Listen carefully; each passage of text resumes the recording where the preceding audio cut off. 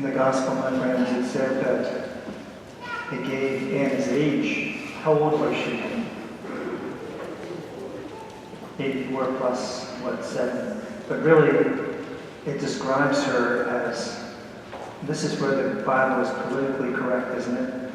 She was advanced in years. The deacon just turned 50, my friends. He's getting advanced in years too, isn't he? You know, today, my friends, it's the Feast of the Presentation.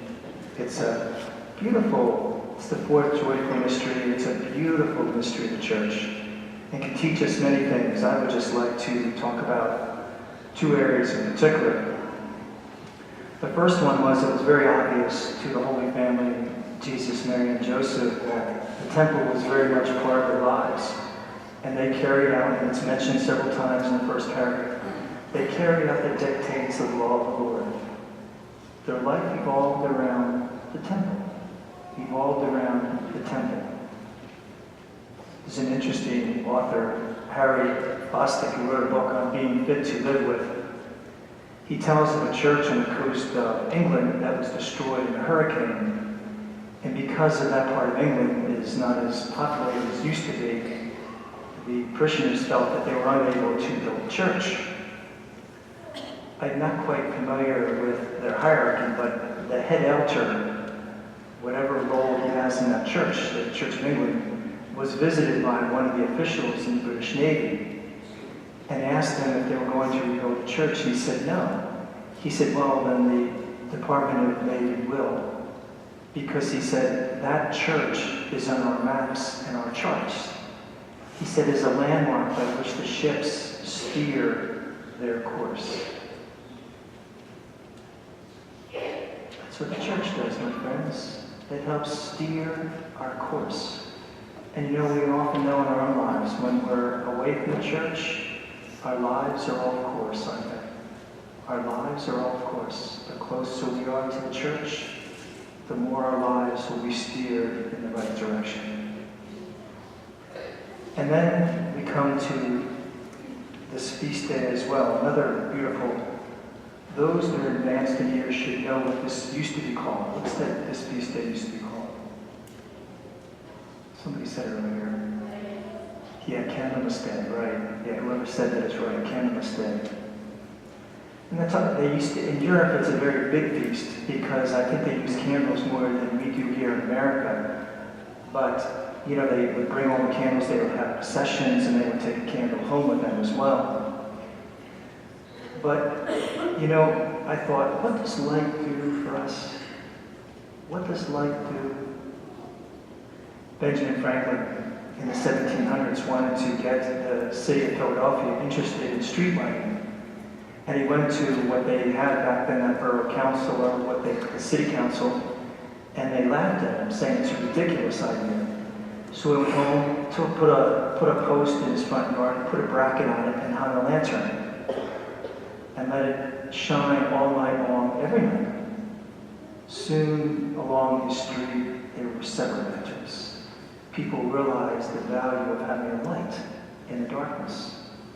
And very shortly after, the city of Philadelphia had city lights because they realized that it's easier to see in the darkness. But that's what light does, doesn't it? It helps us see in the darkness. Darkness is the worst thing there is, my friends, isn't it? But darkness takes its forms in many things. Sickness, depression, lack of job, my friends, family problems, all sorts of issues that happen. Darkness permeates our being. What does it do? When we can't see, do you ever see somebody in grief, my friends? They're perfectly healthy. But you can see that there's something very troubling wrong with them. Grief has filled darkness in their minds. How do you get rid of that? How do you get rid of that? That darkness, my friends, if the head isn't right, we're not right. There's an interesting story that correlates with that. Pastor Stephen Brown taught swimming and diving for years, and this young boy wanted to be a diver. And he said to Pastor Billy, he said, look, try to learn the basics, and he wasn't interested in that. He said, just look what I'm doing. So the first time his son Billy drives off the diving board, and it was a horrible dive. It's almost like a belly flop. He came up grinning and he said, Mr. Brown, were my feet together? He said, I wasn't watching your feet, I was watching your head. Next time he dove off, he horrible dive again. He said, were my hands together? He said, Billy, I wasn't watching your hands, I was watching your head. Keep your head straight, and your dive will be good. Third time he gets in there and did the same sort of typical dive, and gets out, and Billy says to him,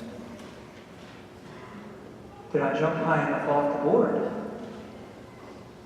And he says, Billy, for the third time, he said, I'm going to get your neck in a brace and weld it to your head. He said, because if your head is right, the rest of your body is right. If your head is wrong, the rest of you will be wrong. It's the same with us, my friends. If we have darkness in our heads, our bodies won't be right either way. Our bodies won't be right. And that's what light does. We need to take light. And in a concrete way, how do we do it? That's what prayer does, my friends. That's what coming to church does. And that's what education does. And that's what we fail to do, my friends. We don't want to learn about the faith. That learning permeates our brain. It takes a little light, it takes a little less darkness out of our brains. Makes it shine a little more bright in our heads. It's like a candle in a dark room. It doesn't light it up completely, but it certainly lights us up enough to see. That's why in those periods of darkness, it's imperative that we pray, that we're faithful to church, and that we read about our faith. Because it helps that light shine in the darkness of our brains. Because when our head is right, my friends, our bodies follow along. Our bodies follow along. So this week at the Feast of the Presentation, my friends, we always realize that the church steers our life, and the light of Christ shines in the darkness of our lives. God bless you.